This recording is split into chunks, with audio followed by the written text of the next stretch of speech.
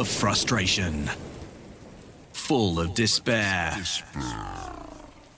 From years of hurt, disappointment, and relegation.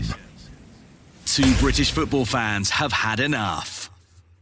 Canary bird Elliot Holman and wanderer Henry Hewitt are in search of glory, pride, passion, in search of silverware. And they found Major League Soccer. Yes, welcome to another episode of the MLS UK show. I'm Elliot Holman, and I'm Henry Hewitt. And it's been a bit of a goal fest over the weekend. Obviously, DC United conceded a lot of goals. Manchester United conceded a lot of goals. Yeah.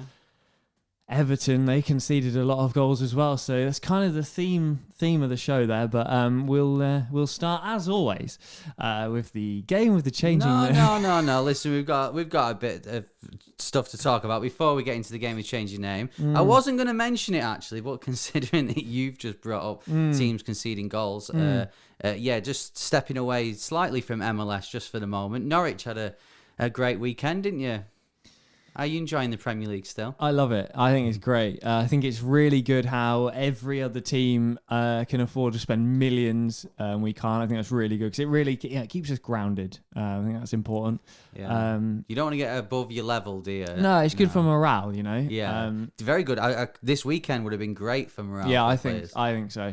Yeah. I tweeted as well saying I think it's really great that Josh Sargent sort of fitted into sort of help us do what we do on a daily basis. You know, just constantly having to defend the fact that Americans can actually sometimes play football, stroke soccer. Yeah. That miss was really good for that, and it sort of raised my profile a bit. So that's nice. Oh, you're talking about the one not this weekend when you lost 7-0 to Chelsea, but the one the week before where was it an open goal he missed? It was an open goal where no goalkeeper, no defenders. Nothing. No. But I just think scoring Josh Sargent getting a Premier League goal would have been bad for sort of the whole thing about how Americans can't play football. I think he's kept that alive, which is good. Yeah. Anyway, moving on slightly to a player an American player who can play football. Just a brief one, saying we give away our Weston McKennie shirt in association with Soccer 90. I was going to say Pulisic didn't score, believe it or not. No, one of the only players for Chelsea who didn't. So well done to Melanie Isbell, who is from Dallas. So it saves on money. Oh, that's good. Yeah, it saves Soccer 90 on money on. They'll be able to drop it round. Yeah, but well done to her. Hopefully we'll be doing more stuff like that with Soccer 90, and we've had a few competitions lately. We announced our FIFA 22 winner last time as well. So stick with us on MLS UK show, the only podcast based in Elliot's garage that gives away prizes for our listeners. Yes, dedicated to you and the garage. And speaking of prizes, we mentioned on the last episode as well that it was the Football Content Awards this year. We was up for Best Podcast International. And if you follow us on social media, you'll be able to see that we won bronze in our category. So every episode you see, we've got our silver award there on Elliot's desk. So Elliot, please get rid of silver. No one wants to win silver. Who wants silver? First runner-up, you want second runner-up. Here we go. Here is our new bronze award. Isn't that better? Yeah. That's much better. Although, because you got to keep the silver, I get to keep the bronze. So the silver will probably go back on the table next time when I forget to bring it with me. But thank you to everyone who voted for us. Thank you to everyone who was liking and following us on the night as well. It was a great night. We really enjoyed it. And it's very humbling to win the bronze award in that category. Yeah, absolutely. So before we talk then about another busy weekend in MLS, actually we've got quite a lot coming up on the show today. We've got new MLS UK Show Championship champions. Yeah. I'm going to be bringing to your attention the best co-commentator in MLS. They're the clips that I asked you to put on the desk, so we're playing those very shortly as well. And we've got a Kreis is Right, and it's going to be Henry's Guide to Dallas today. But before any of that, Elliot, it's the game with a changing name. Who is it this week? Well, I'm not going to tell you who it is, but I will happily read you their career path. This is a player who's played in the UK and in MLS as well. I'm going to be honest with you. I discovered them by accident. They're the best ones. I've never heard of them. Okay, right. However, so that gives me confidence. However, though, they did play for quite a big Premier League team around the time that we would have been really getting into football. So I think it's my bad that I haven't heard of them. So put my faith in you. They were born in 1971. Ah, right. So they'll be 50. Quick maths, yeah. 50 years old. They were born in Tulsa, Oklahoma. And in 1994, they signed for FC Saarbrücken. Obviously, I've dumbed that down a bit, but it's probably pronounced something a little bit more exotic. But they play in the third tier of football in Germany. Okay. They then went to Nuremberg, which I've actually heard of. And then in 1996, 90 appearances for New England Revolution. Right. Okay. So, they were born in. They were born in America, moved to Germany, and then moved back to America. Yeah. So he played 90 times for New England Revolution, and then got a move to Everton from New England Revolution. I think I know who it is. Do you? I've never heard of them in my life. I think I'm. How many times did he play for Everton? 52. Did they score a few as well? 8. Okay, I think I know, and I know because he's got I remember his name very vividly. I'm not going to say it just yet. Where did he go after Everton? New England Revolution. Right. Okay. And then that's it. So he then played 19 times for New England Revolution, and that's that. He also made 100 appearances for the States between 92 and 2002. Yeah, I think I know it is. I've never heard of. Is it bad that I've never heard of them? No, it's not. It just reminds me of watching the Premier League in the late 90s, and it was the Everton kit, 1-to-1 with our sponsor. Yeah. And I think Umbro did it. So a very niche memory. Do you know how you just remember random things? Yeah. And obviously at that time we weren't watching MLS, so we wouldn't have paid attention to an American coming over here. I clearly wasn't watching Everton either. So. No, but I think I know. If you know, get in touch at MLS UK Show on Twitter, Instagram, or you can comment in the below this video on YouTube, and it tells us a timestamp of where you're up to, so we know if you've gone back to the end and then come back and gone, oh, I know, it's this person. We know. And Henry's obviously a lot older than me, and that's why he knows the player and I don't. So. Yeah, that whole 11 months, I think it is. Doesn't matter. So he's a year older than me. Okay, Henry, I think it's time for a word from our sponsors.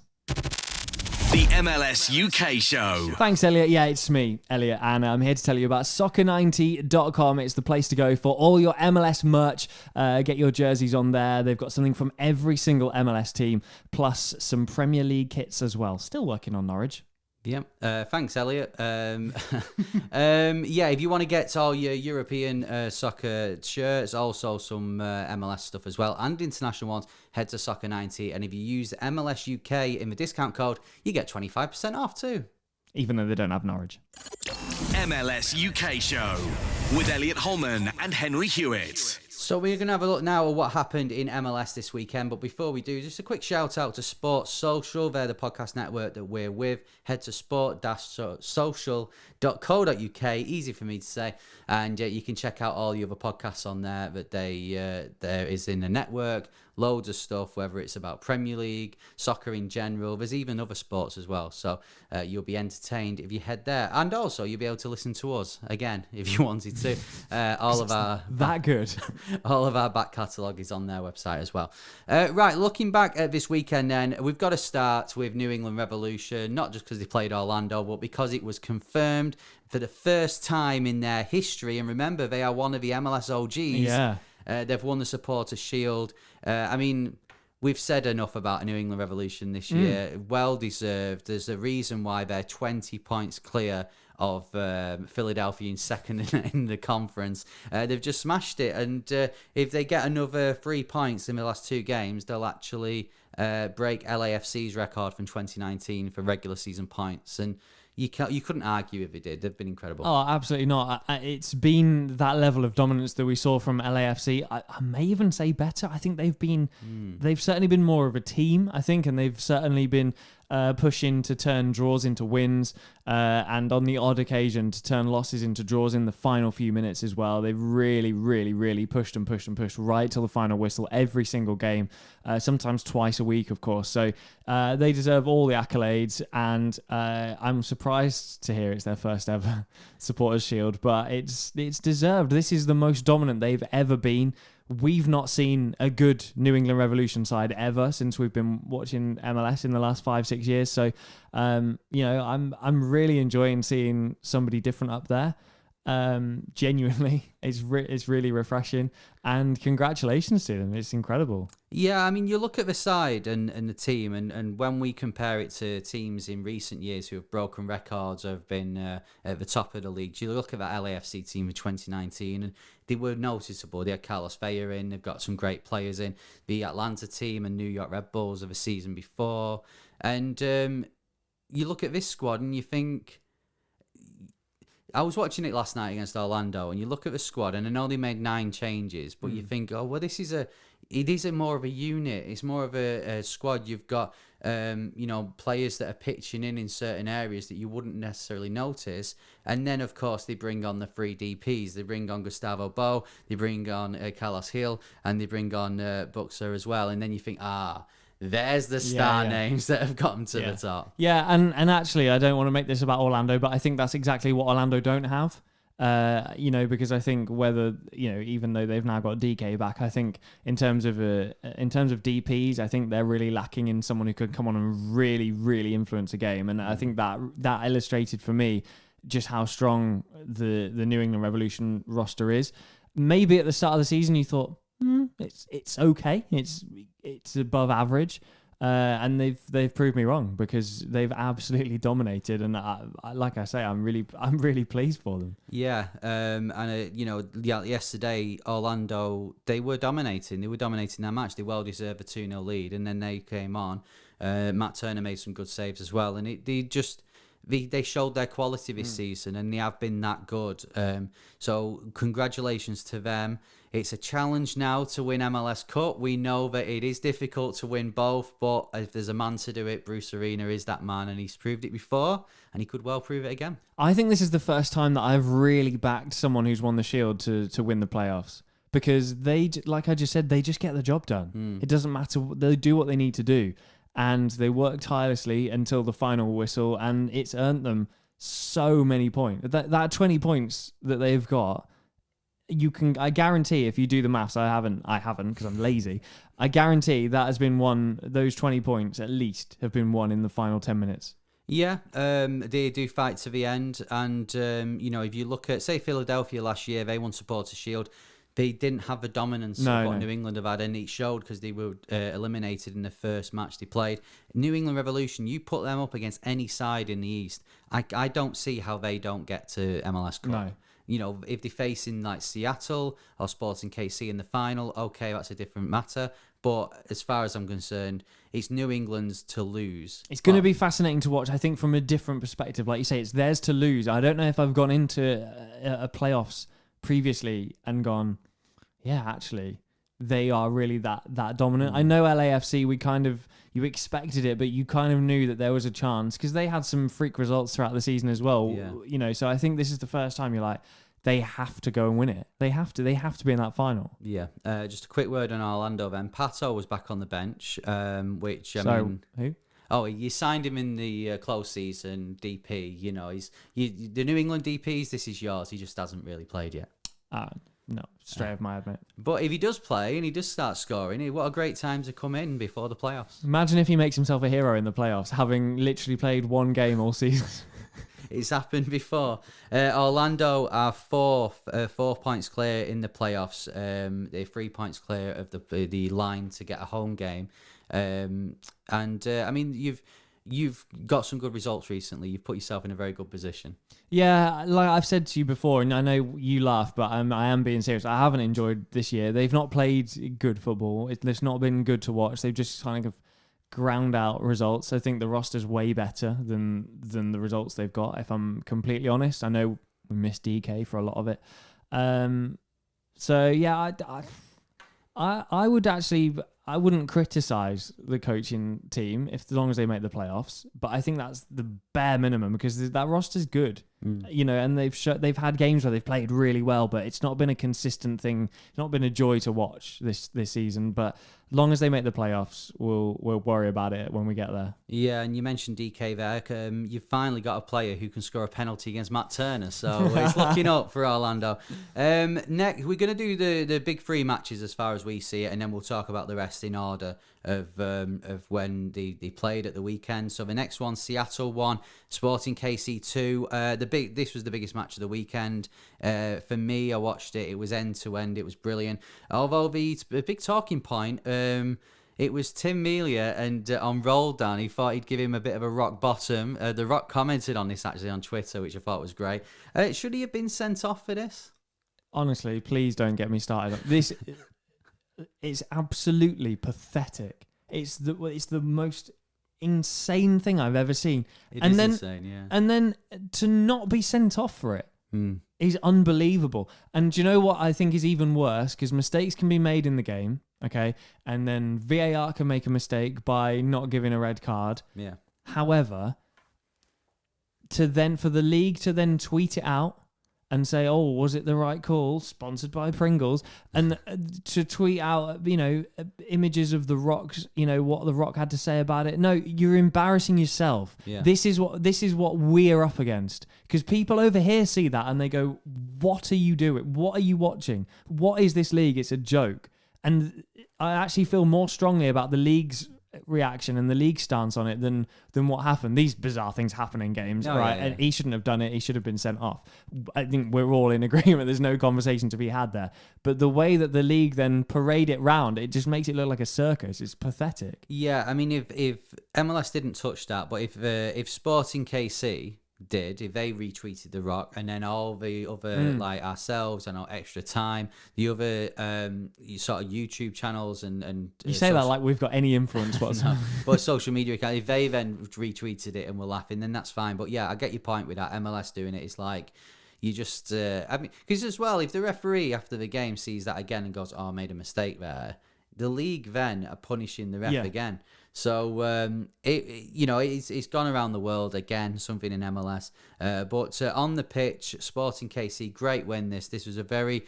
He's put them 3 points behind Seattle now with a game in hand to try and get to the top of the West. Can he do it? Do you think?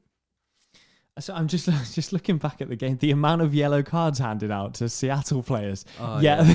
He didn't send Melia off. No. It's absolutely incredible.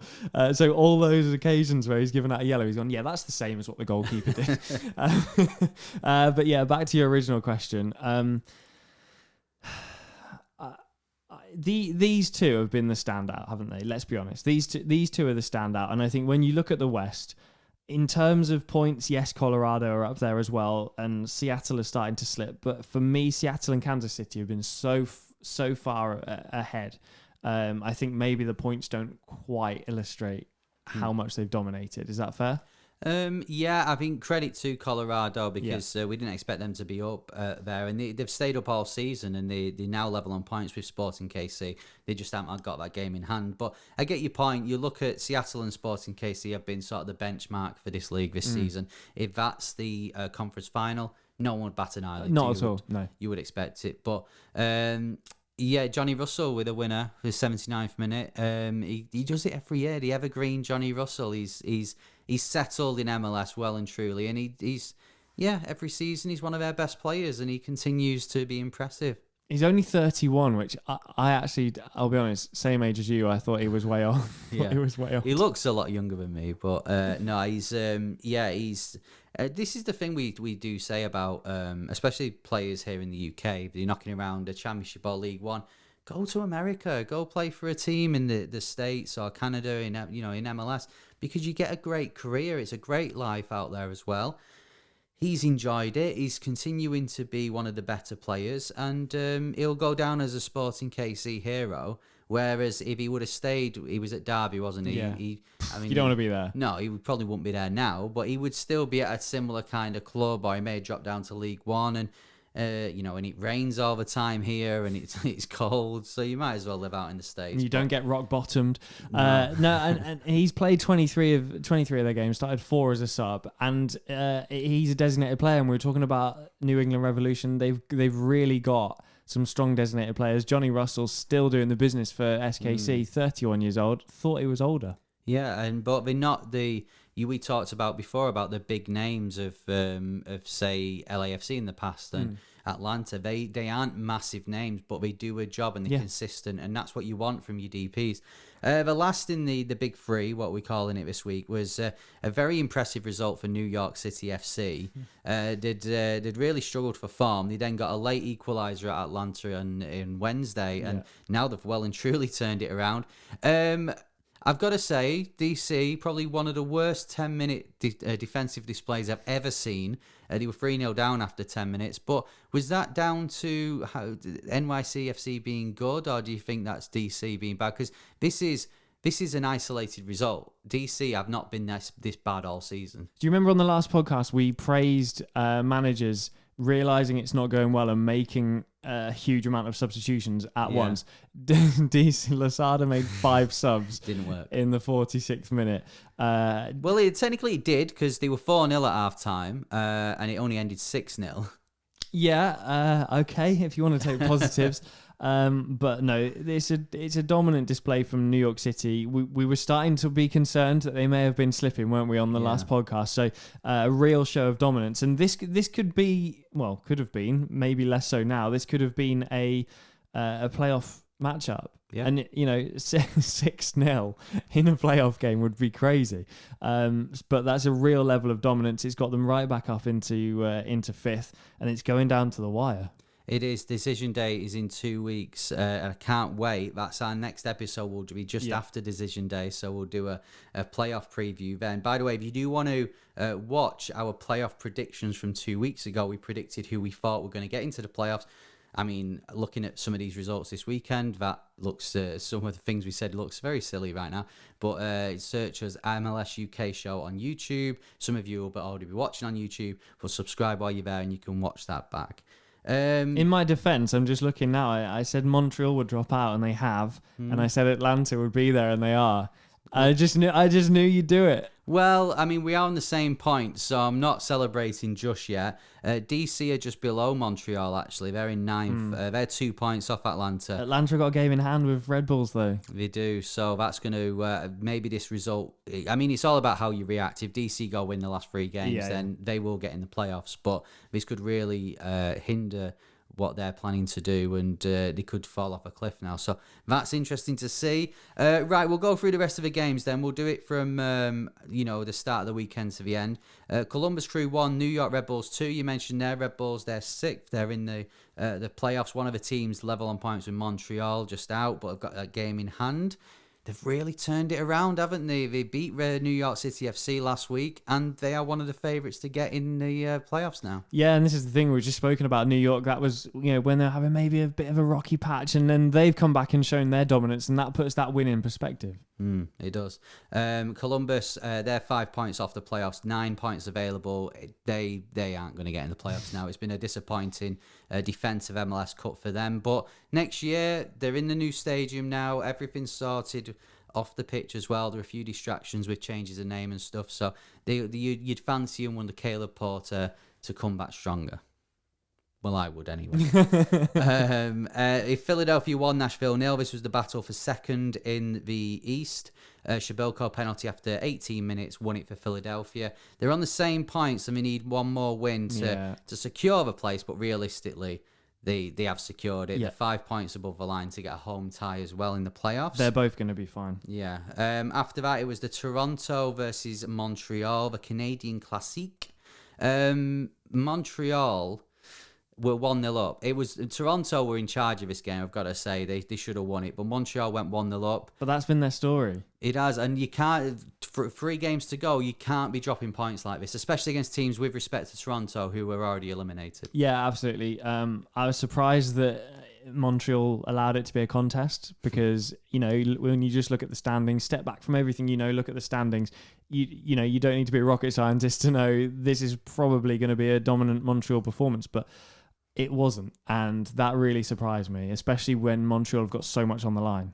Yeah, Altidore, though, with the equaliser. He keeps on popping up every now and again just to remind us that he's here. Do you think what's the future for Altidore now? Is he, I don't know, will Toronto stick with him? Is he going to, do you think he'll just bounce around the league like the likes of Bradley, like Wright Phillips have done? I like that for me, he's Mr. Toronto, but you kind of feel like he needs a breath of fresh air, maybe a move like Wright Phillips had. Probably take him at Orlando, to be honest with you. So, hey, there's a lot to be said for retirement down in the sunshine. This is you're not wrong. Compared to Toronto, I'm working on it. A few weeks time. Chicago Fire 1, RSL 0. 30,000 people were there, which is great for Chicago. Hopefully, a few of those can stick around for the next season as well. Chicago are already eliminated. RSL. It was always going to be a difficult game with that many fans in the stadium, but they now find themselves 2 points off Vancouver in 7th. They've got a game in hand now. This is going down to the wire as well in the West. Yeah, the game in hand's crucial. Both the East and the West, those final spots really are up for grabs. They're there for the taking. You've got to look at LAFC as well. They're still in the hunt. They're still there. They're only a point off Real Salt Lake as well. Admittedly played a game more, but there's no reason why you still have to talk about them as being a realistic option. So yeah, disappointing for Real Salt Lake to drop out, and Vancouver are up there now. They are, yes, and they've had an impressive season for their standards. We didn't expect much from them. They're in the playoff spots. They could easily make playoffs. They've done well. Right, we're going to talk about Inter Miami versus Cincinnati, but not the actual game. Inter Miami won 5-1. Cincinnati, they need a miracle not to finish bottom of to get the wooden spoon. Inter Miami, they just love that first draft pick, I think. Yeah, they do. They don't do anything with it, but they do enjoy it. Inter Miami, they are 5 points off 7th now. They're similar to Columbus Crew. They're probably not going to make the playoffs. It's going to be a massive turn of events if they do. But what I want to talk about this game is I was watching it, and the co-commentator for Miami is Ray Hudson, who is a legend in soccer. He's from the UK. He's from Newcastle. He played for Newcastle. But how are you? His one-liners in commentary are absolutely brilliant, right? So I've got a few. I've got a few here for us to listen to. Now, I'll explain the contents these were in. So the first one, this was for the first goal, and this was talking about the pass to Pizarro, who then crossed it in for Higuain to head it in. He drops a pint of beer into a shot glass at the end of the bar. He drops a pint of beer into a shot glass at the end of the bar. I think that means that he's put it on the eye of a needle, like he's managed to find a space, and a pass that no one else could. Got a pint glass over there. No shot glasses though, so we can't try it. And famously, shot glasses are a lot smaller than pints of beer. So. Yeah, no idea what he's on about. The second one, this was I think this was after the second goal. He was complimenting Higuain's finish on this one. And the finish is as cool as a greyhound's nose. As cool as a greyhound's nose. What's cool as a greyhound's nose? Yeah, I don't. What? Yeah, dogs' noses are normally wet and cold, but so cool as a greyhound's nose. Is he all right? He is. I love him. I'm going to watch a lot more of Inter Miami's games. He's been a commentator for years and years. Ray Hudson, but he's now found himself in Miami, and now he's talking about another pass that led to a goal. Softer than a mother's kiss at bedtime. Softer than a mother's kiss at bedtime. I'm British and I'm struggling to understand him. Do they know what he's on about? Can they even understand him? That's why he's getting away with it. Honestly, if you live in Miami, please let us know if you understand any of these. If you need us to translate, we're trying our best. The fourth one, this was fantastic. It's about, I think it was for the fourth goal, Morgan, and he's talking about him keeping his balance. Brilliant balance like a Greek belly dancer on a surfboard. I genuinely can't understand what he's saying. I'm not joking. Well, I've listened to it over and over again, and he's saying he's got brilliant balance like a Greek belly dancer on a surfboard. Brilliant balance like a Greek belly dancer on a surfboard. I tell you what, I might go through in Miami's games this season, and when he's been on co-coms, I might try and make a game out of it. The final one, I think it was for the 5th goal, this, Morgan again. But he's going on the Greyhound theme again. So this is the last one. Bag of tricks, Indiana, and pulls out this greyhound. Not a rabbit, a flippin' greyhound. So he's not pulled out a rabbit. Is he sponsored by Greyhounds? Maybe. Greyhound.com. He's pulled out a flipping greyhound, which, out of a bag of tricks, I guess a bag would be big enough for a greyhound. Bag of tricks, Indiana, and pulls out this greyhound. Not a rabbit, a flippin' greyhound. Sorry, of course, it weren't Morgan. It was the 3rd goal Indiana scored. But you get my point. What a brilliant And no one's worrying about that bit. Don't worry. No. But that was the highlight of that game for me. There were 6 goals and a sending off, but that was the highlight for the game, was listening to Ray Hudson. So hopefully we'll be able to get more of that, and he'll continue next season as well. I'm absolutely baffled. Can we have a feature called like Ray of Sunshine, where it just cheers lifts us up? Yeah, we'll do that. That would be we'll put that on the list for next season. Ray of Sunshine. Minnesota 1, LAFC 1. I tell you who needs a bit of ray of sunshine is Tyler Miller in the Minnesota goal. He will not want to see LAFC's goal again. Arango free kick. It was just. I'm trying to think of how Ray Hudson would describe it. It was a soft catch. It was coming to him like a nice little tortoise who wanted a stroke. But no, he went under his body and went in. And it's ended up like a bag of greyhound. Anyway, so the thing for Minnesota is that it would have been such a crucial victory. And I think in terms of LAFC, that's maybe what's kept them in the hunt as well. So it is a big moment. Minnesota 6th, though, 3 points ahead in the playoffs, only 1 point off a home game. 2 teams that are in the home sort of section of the playoffs, if you will. Colorado and Portland. They faced each other this weekend. Colorado 2, Portland 0. Colorado have already clinched their spot in the playoffs. Then they only really need a point to guarantee that home game as well. Portland, they're 4 points clear in the playoff level with LA Galaxy in 4th. Colorado, can they challenge top spot? Well, if there was a team that needed the points in this game, it was Portland. Colorado kind of don't. They're definitely going to be in the top 3. I think you'd have been surprised to have seen them up there at the start of the season. You kind of think there's an very, very outside chance they can still go and win the whole thing, the whole West. Yeah.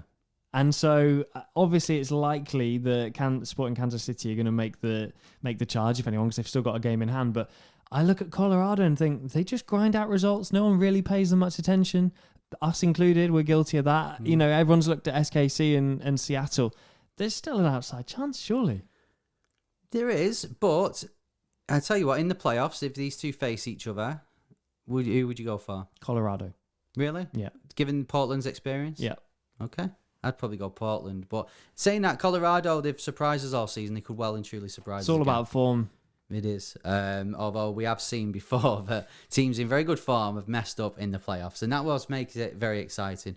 LA Galaxy and FC Dallas, they were the next game. 2-2 this ended up. And because Portland were at MLS UK Show Championship champions, they lost to LA Galaxy last weekend. So that means we have brand new MLS UK Show Championship champions.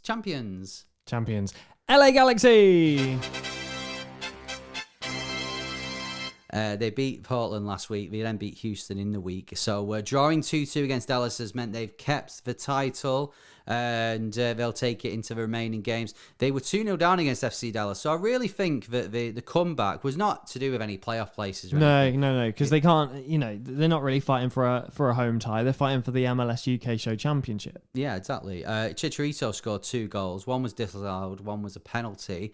So he's back as well, just in time for the playoffs. We mentioned it with Pato. This is going to be a big moment for LA Galaxy. If he's scoring goals again going into the last few games, they could be challengers in the playoffs. For me, I think Chicharito coming back is slightly more of an advantage than Pato, who's made of glass. But I think that seriously swings the odds for me.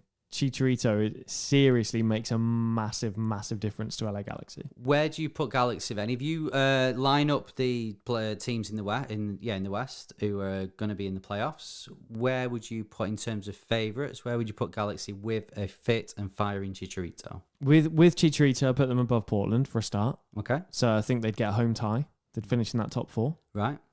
And I think that means they go deep. So where would you put them? Ahead of Colorado? Ahead of Level with Colorado. So they'd, a joint third favourite? Kind of a different approach. Colorado, consistently really good. Galaxy, they've just got the quality on the day, so they could do the damage. Okay.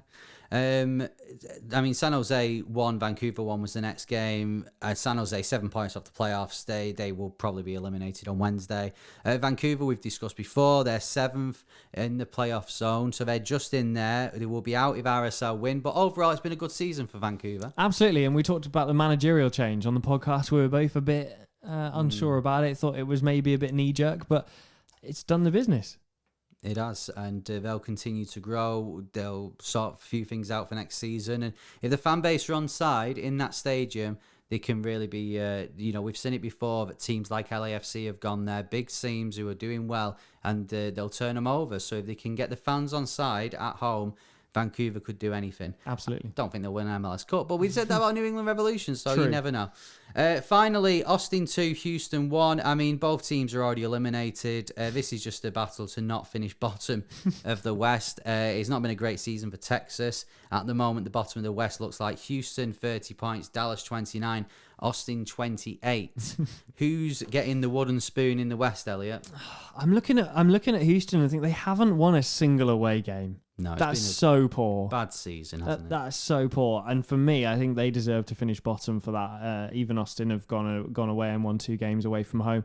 Both got Austin and Houston have got 6 wins at home. So, yeah, I wouldn't put it past Austin to get themselves off the bottom yet. I tell you what, that win at the start of the season, yeah. Austin winning at Colorado, seems a long time ago now. It does, but it could make all the difference. Elliot Holman, Henry Hewitt, MLS UK show. So as it's been a particularly poor season for our side in Texas, it's time to do the last city in Texas we need to do on Henry's Guide to North America. We've only got 2 places to do after this. Come on, Nashville. Yes, Nashville is one of them. We will get round to it, but for now, it's Henry's Guide to Dallas. Now I know something. Yeah. Famous, of course, for its country music. Yeah, not as much as Nashville, but it's still in there. Yep. Hey, Elliot. Hey, Hannahs. Did you know that Dallas has a population of 1.3 million and is the 9th biggest city in the US? No, I didn't. Please do go on. There are 3 cities in Texas in the top 10 cities in the States. Houston and San Antonio are above them. Fair play. It's famous for a barbecue, chili con queso, which is chili and cheese, according to my high school Spanish, and Tex-Mex. Tex-Mex is a link as well to the fact that the north of Texas, which Dallas is in, was actually part of Mexico until 1836. Very good. I didn't know that either. The German chocolate cake. German chocolate. Where do you think German chocolate is from? German chocolate. Yeah, German chocolate.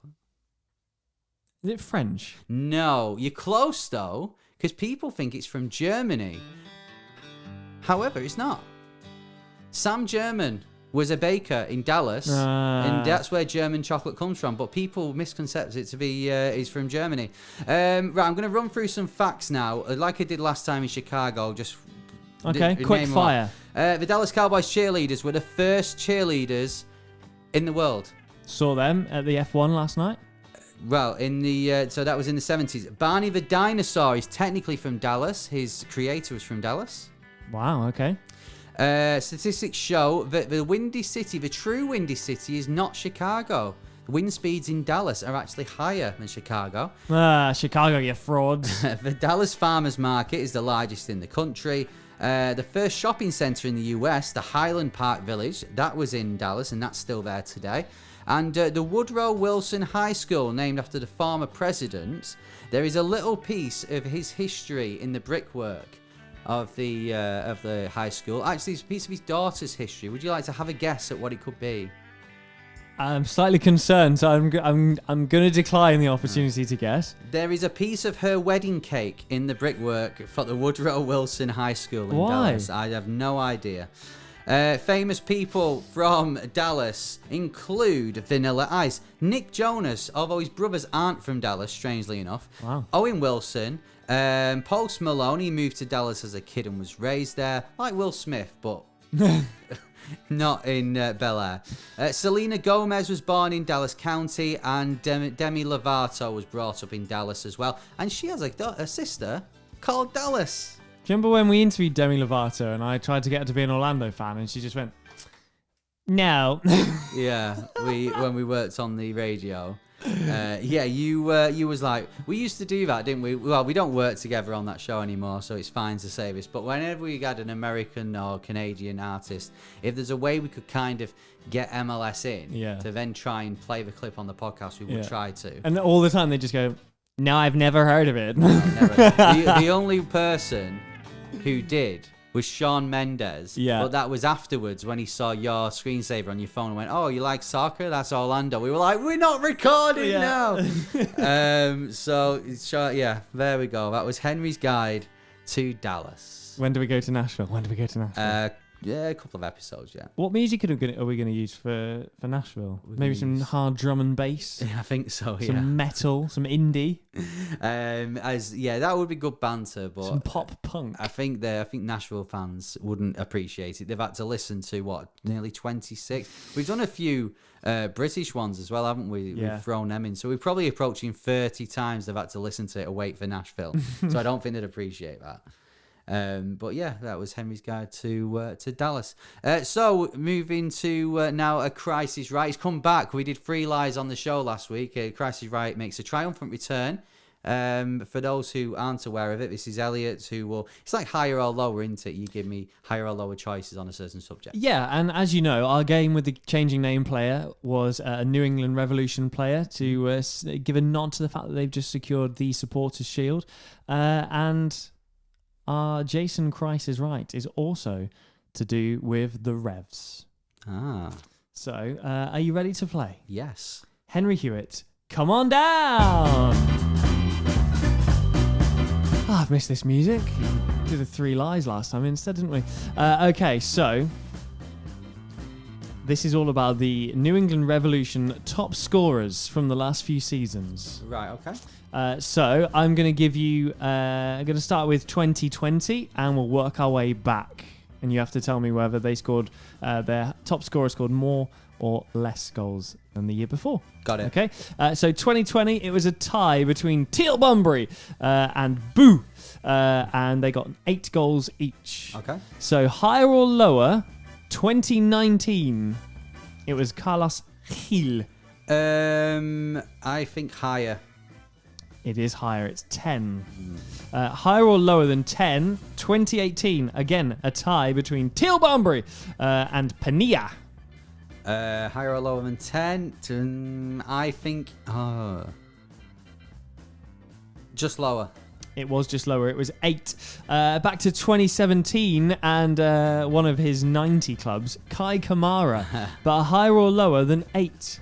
He does score goals, does Kai Kamara. And also, I can't remember, did New England make the playoffs that year? Probably did. They had a period of doing quite well. I'm going to say higher. It is higher. It's 12. Yeah. 2016, higher or lower than 12. The players are Kai Kamara once again and Juan Agudelo. Oh, higher or lower than 12? Lower. Yeah, safe bet because it was tied between 2 players. It's 9. Yeah. 2015, higher or lower than 9? Higher.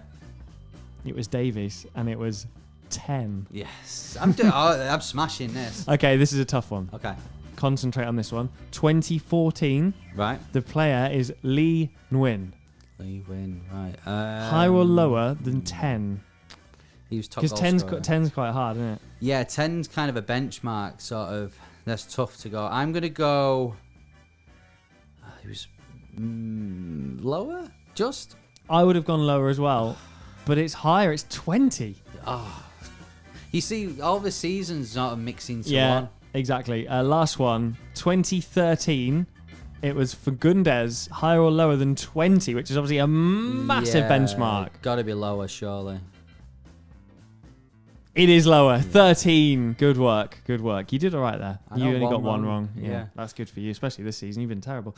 Henry Hewitt, thank you very much for playing. If you have any suggestions for Elliot's Kreis is Right, then email us hello@mls.show and we'll Can you not say Elliot Kreis that close together? Because it makes it seem like he's my dad, and very much not. No, Elliot's classic game show on the MLS UK show, Kreis is Right. Is that fair? That's better. Fair enough.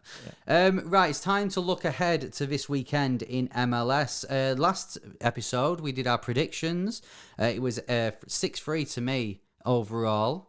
Do you think you won or do you think you lost? I think I lost. You were right. You lost again. It's now 7-3. I won 40 points to 20. I got one result right, and that was LAFC to beat San Jose 3-1. No one cares. I mean, we'll continue this into the playoffs, but I think my lead is up there with New England Revolution in the East at the moment. So we'll run through the matches. If play along at home as well, send us your predictions to email us, or you can get in touch at MLS UK Show on socials. We'll run through the matches. If you get a correct outcome, let's say you think Orlando will win and they win, you get 5 points. But if you get the right score, so you say they win 2-1 and they win 2-1, you get 10 points. So let's run through the matches then, Elliot. Yeah, so we always do our predictions for the weekend, but there is some games during the week, so we'll just run through those. LAFC are playing Seattle. It's New England against Colorado. Your boys Atlanta face Inter Miami. Cincinnati play Nashville. It's Columbus against Orlando. DC play New York. New York City play Chicago. Toronto at home to Philadelphia. Dallas against Real Salt Lake. Kansas City are at home to LA Galaxy. Portland face San Jose. And Vancouver play Minnesota. Yes, so at the weekend then, we're kicking off in Miami. So this is 6:30 on Saturday evening here in the UK. It's Halloween weekend, so who will be having a fright? Will it be Miami or New York City? You sound like the guy who'll be commentating on the game. I believe this is a big victory for New York, who really need to turn up the heat, or keep the heat turned up, should I say, after their win against DC. They need a strong finish to get that final spot for a home tie. I'm going to say 3-1 New York City. Well, Miami, it's so difficult to predict because one week they can score loads of goals, the next week they'll concede. I think they'll lose this one. I think it'll be 3-0 to New York City FC. Real Salt Lake are playing San Jose, and I'm pegging them for a win. I'm also hitting myself in the face with a microphone, getting too excited. I'm going to say 2-0 Real Salt Lake.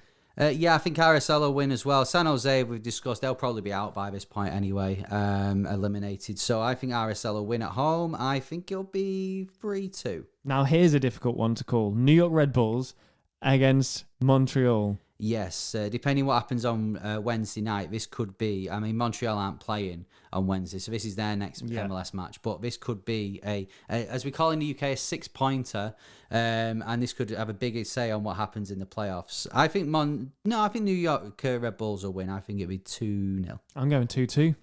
Atlanta versus Toronto. Easy, home win, 4-0, next.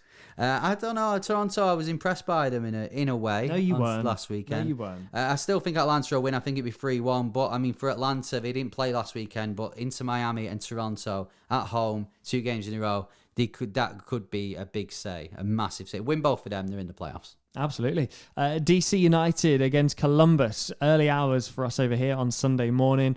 Tough one to call this. Yeah, it's a big week for DC after last weekend. I think they'll win though. Columbus, as we've said, are all but eliminated. So DC will win. I think it'll be... I think they'll get a 1-0. I'm going another draw, 1-1. FC Dallas versus Austin. This is going to have a big say on who finishes bottom of the West. How do you see this one going? I mean, part of me wants to say Austin, but I think the stats say FC Dallas. So I'm going to go for a 2-0 Dallas win.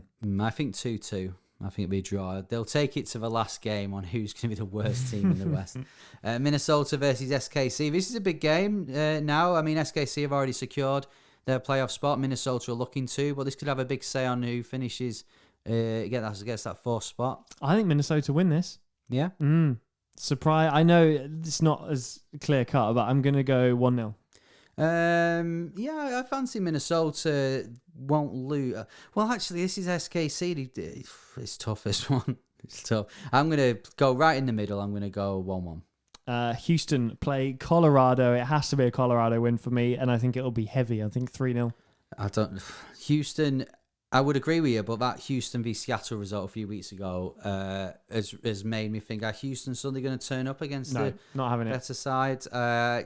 I'm going to play it safe and go for a Colorado win, but it'd be 2-1. I don't think it's playing it safe. I think it's playing it sensible.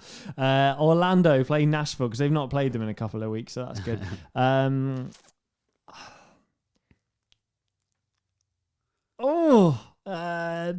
2-1 Orlando. Don't ask me why. I think it'd be another 2-2. But this time, Nashville will get the late goals. Great. Philadelphia play Cincinnati. Oh, easy. It's a case of how many, isn't it? I'm going to go 3-0 Philadelphia. 4-0. Oof, big. Last then, it's a Monday night football match. We don't normally have Monday night football in MLS, but we have this time. So Seattle versus LA Galaxy. There's not many bigger games to do it for, to be fair. I mean, you call it Monday night. I mean, it's 2 a.m. on a Tuesday. I get up at 3 a.m. It's not exactly my Monday evening, I'll be honest. Are we including this one? Yeah, because it's part of the weekend, yeah. Is it? I'm going to go for 2-0 Seattle. Yeah, I fancy Seattle, actually. I think LA Galaxy has scored, though, so I'm going to go 3-1 Seattle. Okay, we'll see how we get on. Spoiler alert, Henry will win. I have no clue what I'm talking about. Standard. Yeah, thanks very much for watching. If you want to get involved with your predictions, then please do. But before we go, Elliot, I know it is. I'm quite confident on this. Where was I? I never heard of this guy. I feel bad now. So go on, go through his career path. The guy for the game with the changing name. So this is a player who's played in the UK and in MLS, and he's 50 years old this year. Born 1971 in Tulsa, Oklahoma. Started his career though at Starbucks. No, it's not Starbucks. Saarbrücken, and then moved to Nuremberg. Played 27 times for Nuremberg, scored 8 goals, and then his career really takes off when he goes to New England Revolution. So he goes back home to America, plays 90 times, scores 49 goals, and gets a move to Everton. Plays 52 times for Everton, scores 8 goals, and then goes back to New England Revolution until 2004 when he retired.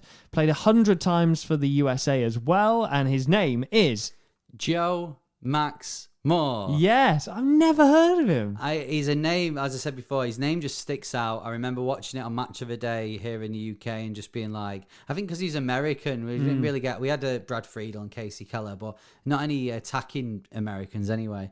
And his name just stuck out to me, and I've always remembered. But I know he had a good career with the US and New England Revolution. So I'll take that one. An easy one for me this week. Well done if you got it right as well at home. Yeah, congratulations. Good work. I'd stand corrected. Come and replace me because I've got no idea what I'm talking about. Join us next time. It will be our playoff preview episode. Can't wait for that. That's where it gets started for me. Yes. Like, I can't wait. I'm so excited. We can get rid of all the dead wood. We won't be talking about Cincinnati or Toronto or Austin anymore. Or Orlando. Only the top 14. But thank you very much. If you'd like to help us out, subscribe on your podcast provider. Also subscribe on YouTube if you're watching it here. Click like as well, and leave a rating on your podcast provider. We're going to be continuing throughout the playoffs until the very end, when we then do our, just before Christmas time, we do a year sort of, a full year episode of looking back and seeing our highlights and stuff like that. So can't wait for that. And lots to look forward to on the MLS UK show. And once again, thank you very much. If you voted for us in the Football Content Awards, we got bronze this year. We got silver last year, but still to be on the podium is really humbling, and we really appreciate it. So thank you very much. Thank you very much indeed. We go again next year for gold. We need your help. Thank you for listening. I have been Elliot Holman. I'll continue to be as well. And I'm Henry Hewitt, and I'll always be, and I'll always say at the end of the episode, see ya.